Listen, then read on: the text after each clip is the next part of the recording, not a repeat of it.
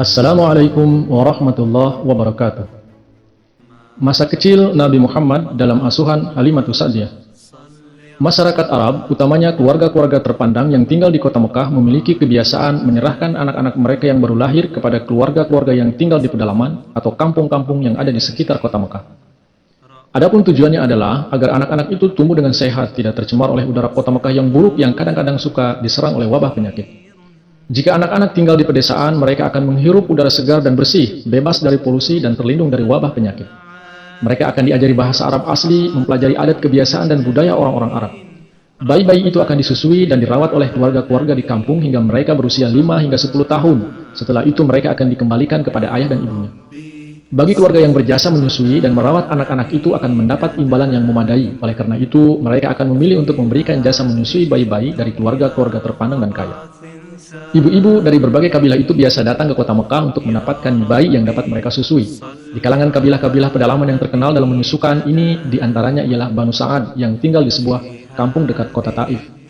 Dari antara wanita-wanita Banu Sa'ad yang biasa memberi jasa menyusui adalah Halimah binti Abu Duhaib.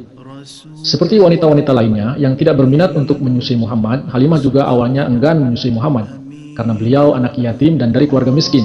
Sudah barang tentu upah yang nanti didapatkan akan sedikit. Namun Halimah tidak mendapatkan bayi lain dari kalangan keluarga kaya, sehingga ia memutuskan untuk menerima Muhammad untuk disusuinya. Pada hari ke-8 setelah Muhammad dilahirkan, atau setelah beberapa bulan dilahirkan, Halimah pun datang untuk mengambil Muhammad, sebagaimana yang telah ia janjikan. Aminah kemudian menyerahkan Muhammad kepada Halimah. Sebelum dibawa oleh Halimah, Nabi Muhammad setelah dilahirkan pernah disusui terlebih dahulu oleh Suwaibah. Ia seorang budak wanita Abu Lahab yang kemudian dimerdekakan. Bahkan terdapat sumber yang menerangkan bahwa Suwaibah menyusui Muhammad hingga 4 bulan lamanya. Selain menyusui Muhammad, Suwaibah juga pernah menyusui Hamzah bin Abdul Muttalib dan Abdullah bin Abdul Asad. Setelah kenabian, Suwaibah pun beriman. Suwaibah sangat dimuliakan oleh Nabi Muhammad dan Siti Khadijah. Selama dalam asuhan Halimah, Muhammad disusui oleh Halimah dengan penuh tanggung jawab dan ketekunan hingga 2 tahun lamanya. Setelah disapih, beliau tetap tinggal bersama Halimah. Kehadiran Muhammad merupakan berkah yang tak terhingga besarnya bagi Halimah dan keluarganya. Ternak kambingnya gemuk-gemuk dan susunya pun berlimpah, sehingga ia bisa memberi minum susu segar bagi anak-anaknya dan juga Muhammad. Mereka pun hidup dengan sejahtera dan bahagia.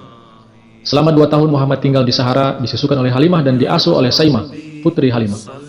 Udara Sahara yang segar dan kehidupan pedalaman yang alami menjadikan Muhammad tumbuh dengan cepat dan sehat. Setelah cukup 2 tahun dan tiba masanya disapih, Halimah membawa Muhammad kepada ibunya, sehingga Aminah bisa melepas rindu kepada buah hatinya itu. Sesudah itu Halimah membawanya kembali ke rumahnya. Hal ini dilakukan karena kehendak dari Aminah sendiri. Muhammad dibawa kembali supaya terus tumbuh dengan sehat daripada harus tinggal di kota Mekah yang udaranya tercemar. Juga memang dikhawatirkan dari adanya serangan wabah penyakit di kota Mekah. Selama sekitar 2 tahun berikutnya, Muhammad kembali tinggal di kampung Banu Sa'ad, menikmati udara pedalaman yang jernih dan bebas, dan belajar bahasa Arab yang murni. Muhammad tinggal pada keluarga Sa'ad dalam asuhan Halimah sampai usia 5 tahun, menghirup jiwa kebebasan dan kemerdekaan dalam udara Sahara yang lepas itu. Dari kabilah ini, ia belajar mempergunakan bahasa Arab yang murni, tradisi dan budaya baik dari masyarakat Arab asli. 5 tahun masa yang ditempuhnya itu telah memberinya kenangan yang indah sekali dan kekal dalam ingatan Nabi Muhammad. Setelah Nabi Muhammad dewasa, kemudian menikah dan diangkat menjadi Nabi, beliau tidak pernah melupakan Halimah dan Banu Sa'ad atas jasa-jasa mereka mengasuh dan merawat beliau, Shallallahu Alaihi Wasallam. Nabi Muhammad senantiasa memuliakan dan menghormatinya. Bila Halimah datang mengunjungi Nabi Muhammad dan Khadijah, maka akan digelar alas duduk yang terbaik untuk Halimah. Dan saat pulang Halimah akan diberi hadiah-hadiah. Pernah suatu ketika, penduduk daerah itu mengalami suatu masa paceklik sesudah perkawinan Nabi Muhammad dan Khadijah. Saat Halimah kemudian mengunjunginya, sepulangnya ia dibekali dengan harta Khadijah, berupa unta yang dimuat air dan 40 ekor kambing.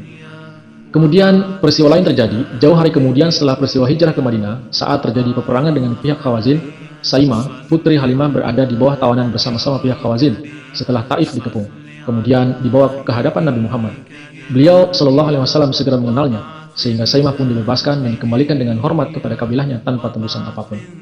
Demikianlah Nabi Muhammad melewati masa kecilnya bersama keluarga Halimah dari Banu Sa'ad.